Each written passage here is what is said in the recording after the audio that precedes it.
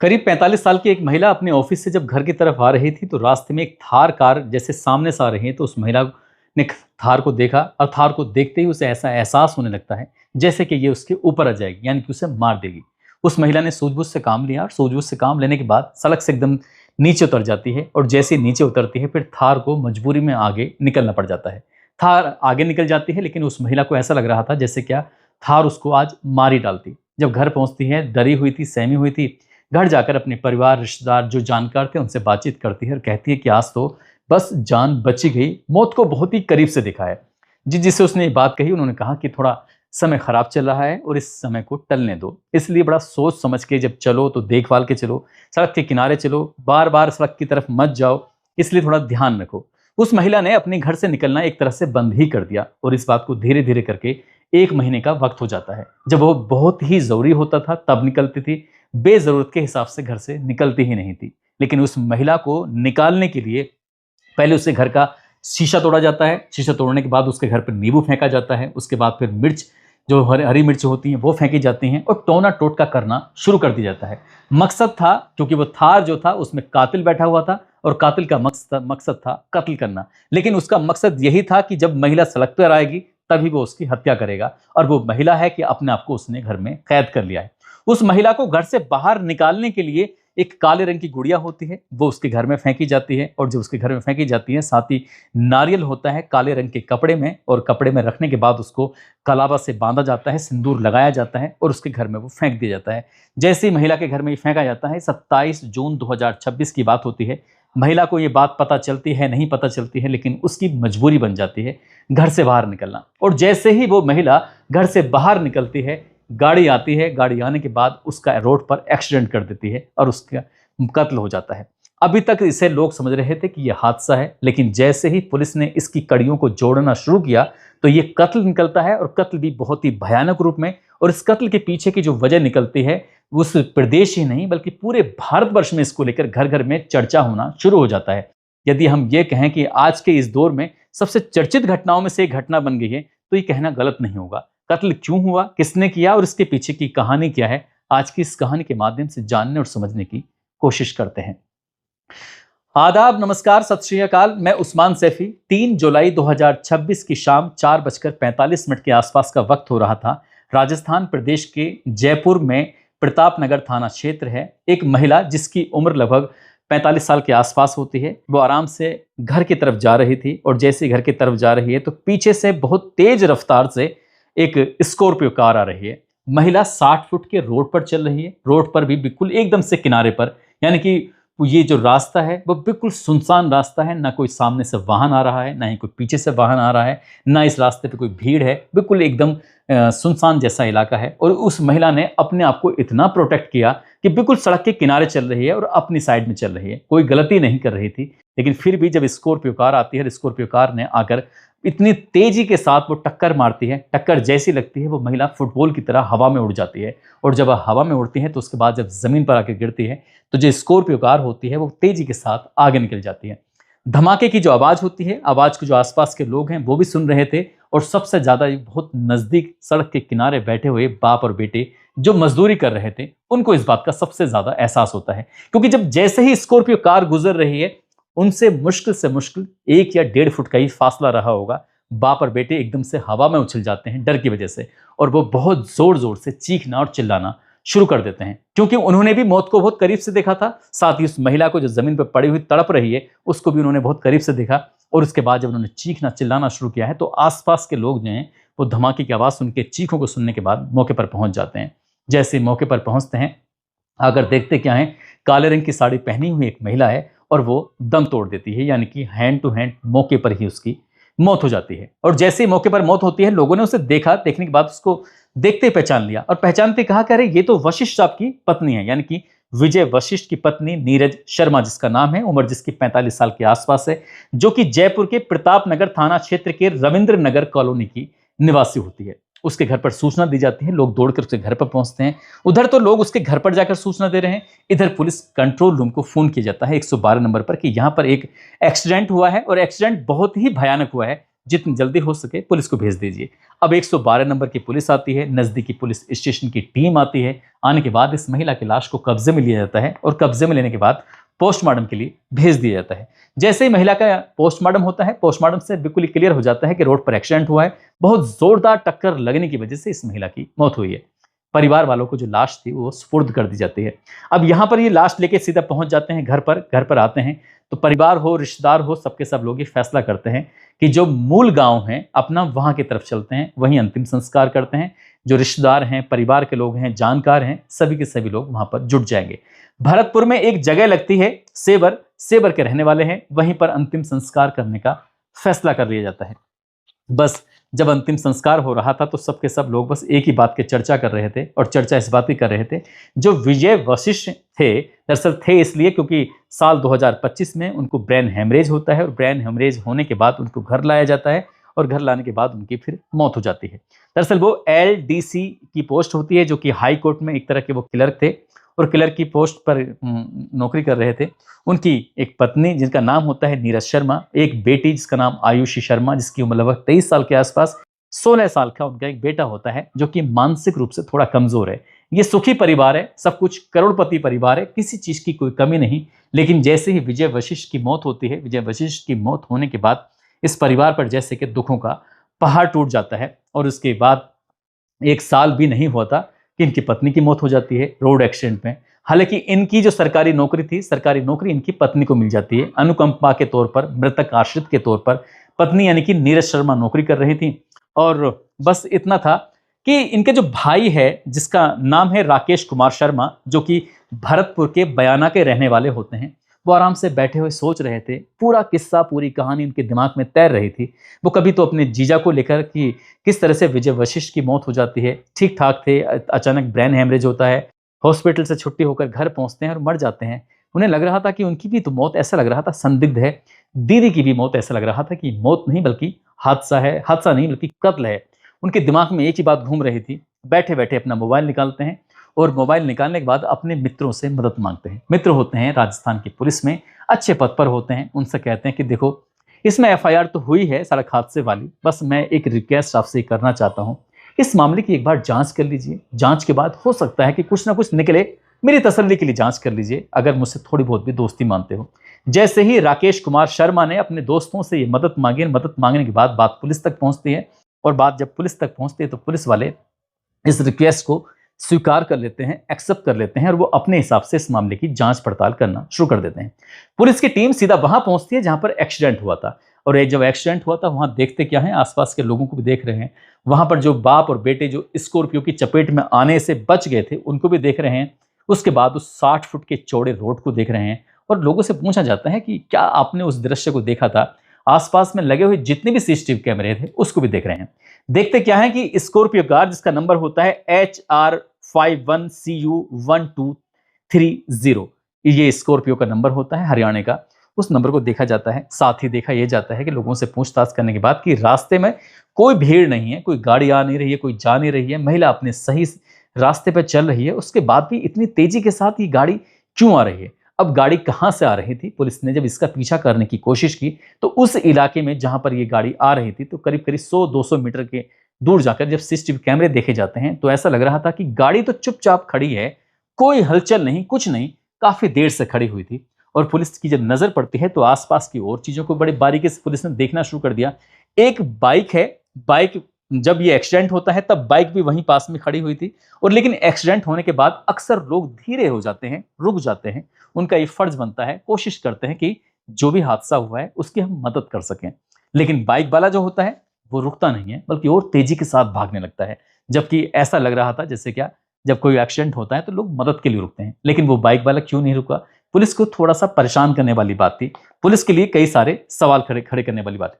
जिधर वो बाइक जाती है, जिधर वो कार जाती है, अब पुलिस आगे चलना शुरू कर देती है। आगे चल के देखती तो एक और बाइक होती है, एक और बाइक पे एक व्यक्ति बैठा हुआ है। अब जाकर पुलिस ने कुछ और देखने की कोशिश की तो प्रताप नगर में चौपाटी एक जगह लगती है, वहां पर वही स्कॉर्पियो कार खड़ी हुई है जिसने उस महिला का एक्सीडेंट किया था, जिसने उस घटनाक्रम को अंजाम दिया था। अब पुलिस का दिमाग ठनक जाता है, क्योंकि जो बाइक वहां आराम से खड़ी हुई थी अब उसी बाइक पर कार में बैठे हुए 2 व्यक्ति, ड्राइवर भी होता है और साइड में जो बैठा हुआ व्यक्ति होता है, वो आराम से उस बाइक पे निकल जाते हैं। अब पुलिस के लिए यही सबसे बड़ा सवाल था कि अब बाइक पर अचानक से कहाँ से प्रकट हो गई? साथ ही जो स्कॉर्पियो कार में बैठे हुए हैं 2 जने, उनको कैसे बाइक वाला अपने साथ बिठा के ले जाएगा?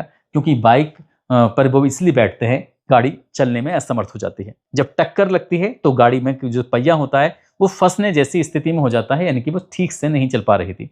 उन्होंने जब पुलिस ने उस गाड़ी को देखा तो लावारिस हालत में खड़ी हुई थी। गाड़ी का नंबर होता है HR51CU1230, लेकिन 1230 जो नंबर होता है, इस पर मिट्टी लगाई हुई थी। अब पुलिस के दिमाग में कुछ और भी सवाल आते हैं कि आखिरकार मिट्टी लगाकर इस नंबर को छुपाने की कोशिश क्यों की गई है?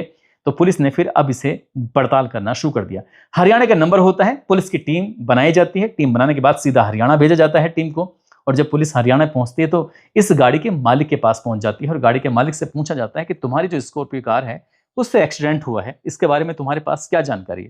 कहता है कि साहब, मुझे तो कुछ नहीं पता है, लेकिन एक हेमंत नाम का एक लड़का मेरे घर पे आता है, 36,000 रुपये मुझे देता है, किराए पे गाड़ी लेके जाता है। अब वो ही जाने, मुझे तो इसके बारे में कुछ जानकारी है नहीं। लेकिन जैसे ही गाड़ी के मालिक से उसका नाम पता लिया जाता है, नंबर लिया जाता है, तो पुलिस अब हेमंत के पास पहुंचती है। जब हेमंत को पुलिस ने सख्ती से बातचीत करना शुरू किया है तो कहता है कि साहब, मैं कुछ नहीं जानता, ज़्यादा जानकारी मुझे है नहीं।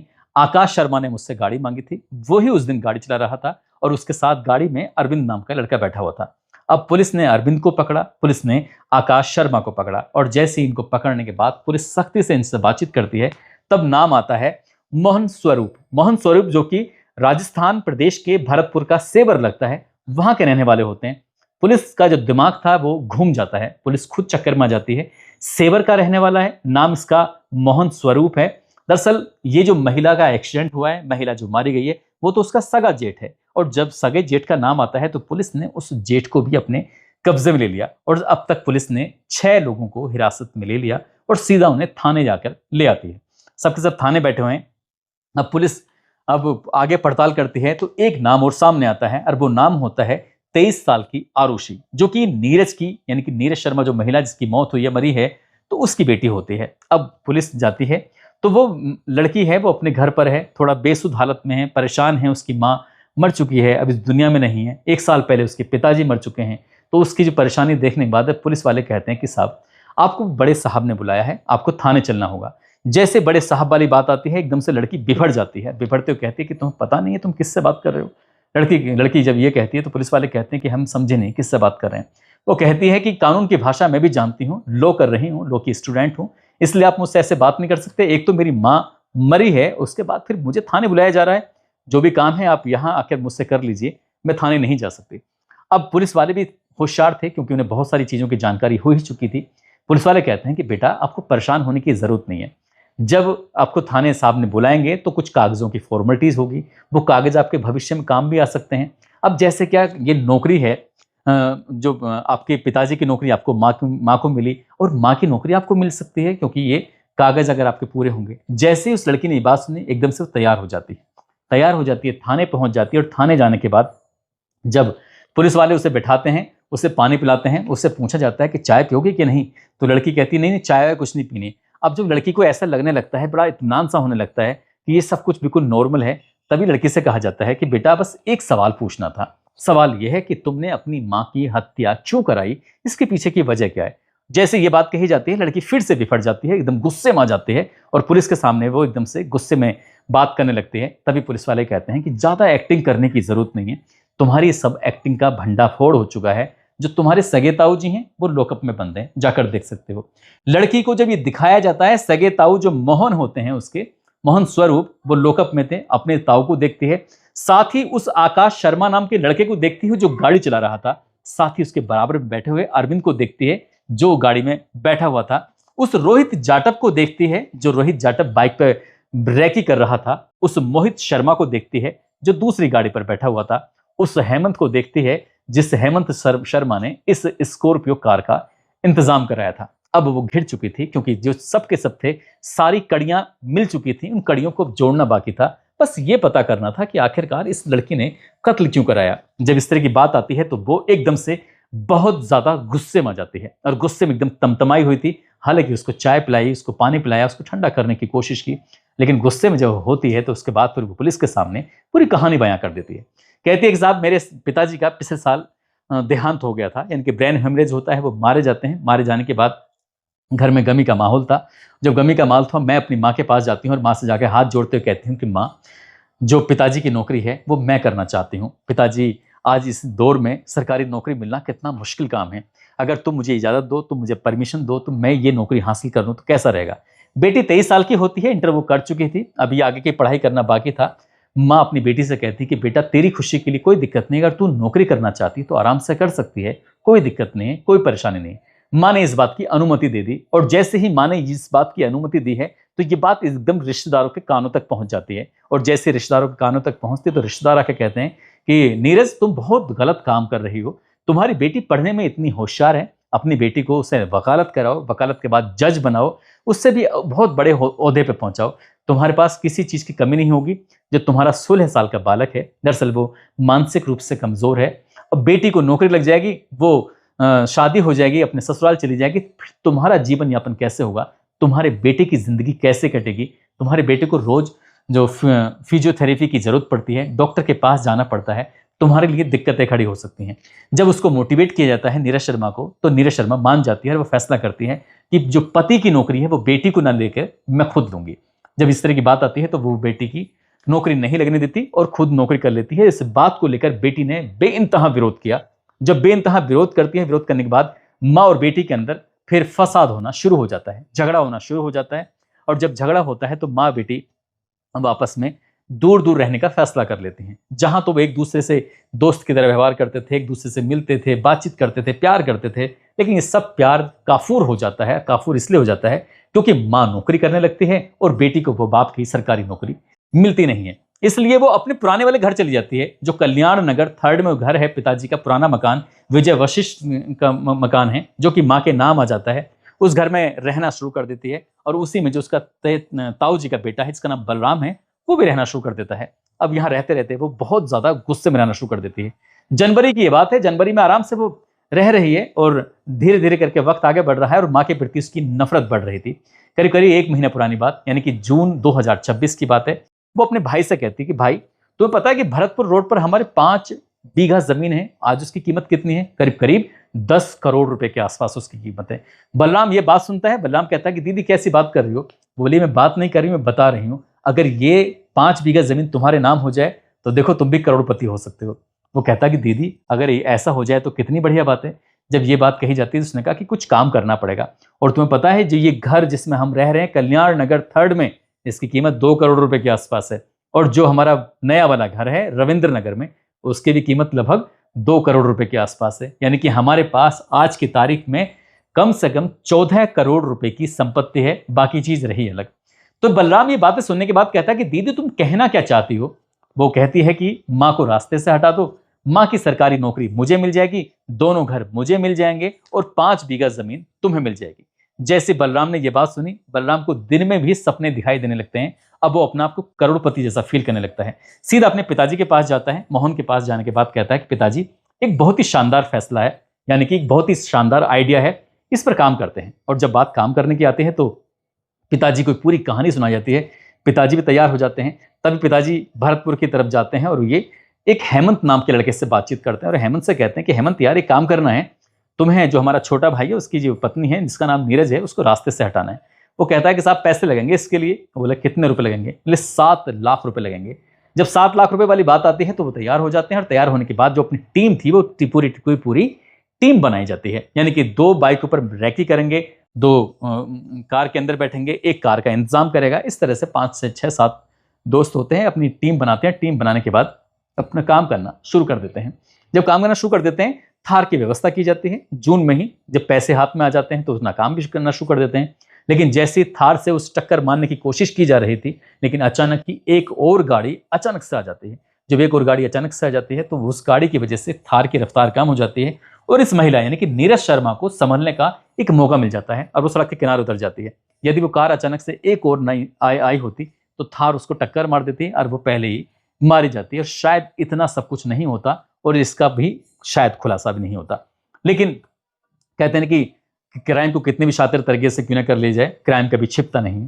और इसमें भी कुछ ऐसा ही होता है। इन्होंने पूरी प्लानिंग करी और प्लानिंग करने के बाद फिर जब थार से ये बच जाती हैं तो उसके बाद फिर ये रैकी करना शुरू कर देते हैं। रोहित जाटव और मोहित शर्मा ये बाइकों पर आते थे और ये पता करने की कोशिश करते थे कब ये महिला घर से बाहर निकलेगी, नहीं निकलेगी, क्योंकि महिला अब डर की वजह से नहीं निकल रही थी। तो कभी उसके घर में नींबू फेंक रहे हैं, कभी मिर्च फेंक रहे हैं, कभी काली गुड़िया फेंक रहे हैं, कभी नारियल फेंक रहे हैं। तो इसलिए उस महिला का सिर्फ एक वक्त में निकलना होता था, शाम के समय में। वो अपने बेटे को फिजियोथेरेपी कराने के लिए जब जाया करती थी तो बेटे को साथ लेके जाती थी। और ऐसे ही 3 जुलाई 2026 की शाम 4:45 के आसपास जब अपने बेटे को फिजियोथेरेपी के लिए छोड़कर आती है और वापस आ रही थी, तब उस कार ने जबरदस्त तरीके से टक्कर मारी और टक्कर मारने के बाद उनको मौत के घाट उतार दिया। सब उसे हादसा समझ रहे थे। पुलिस ने जब कड़ियों को जोड़ना शुरू किया तो इसके पीछे की वजह सरकारी नौकरी और प्रॉपर्टी की बात सामने आती है। पुलिस ने सभी को गिरफ्तार किया और गिरफ्तार करने के बाद सभी को जेल भेज दिया। लेकिन बेटी का जो क्रूर चेहरा था लोगों के सामने आता है तो लोग इस क्रूर चेहरे को देखकर एकदम हैरानी में पड़ जाते हैं। हो क्या रहा है इन बच्चों को? उस बेटी ने अपनी उस माँ को मौत के घाट उतारा है जिसने उसको 9 महीने पेट में रखा और जिस माँ ने उसको पाला पोसा इस लायक बनाया। अच्छी खासी जमीन थी, करोड़ों की जमीन थी, करीब 14 करोड़ रुपए के आसपास जमीन थी। यदि उस बेटी को अपना करियर ही बनाना था, कुछ करना था, तो एक घर बेच देती, कुछ भी तैयारी कर लेती, कुछ भी बिजनेस कर लेती। क्या सरकारी नौकरी से ही सब कुछ जिंदगी हासिल करनी थी? लेकिन उसने ये सोचा नहीं था कि बात खुलेगी और जिंदगी सलाखों के पीछे गुजरेगी। जमीन वही है जहां थी, आज भी वही है, वहीं रहेगी, वो कहीं नहीं जाने वाली। लेकिन जो कातिल हैं वो जरूर सलाखों के पीछे अपनी जिंदगी गुजारेंगे।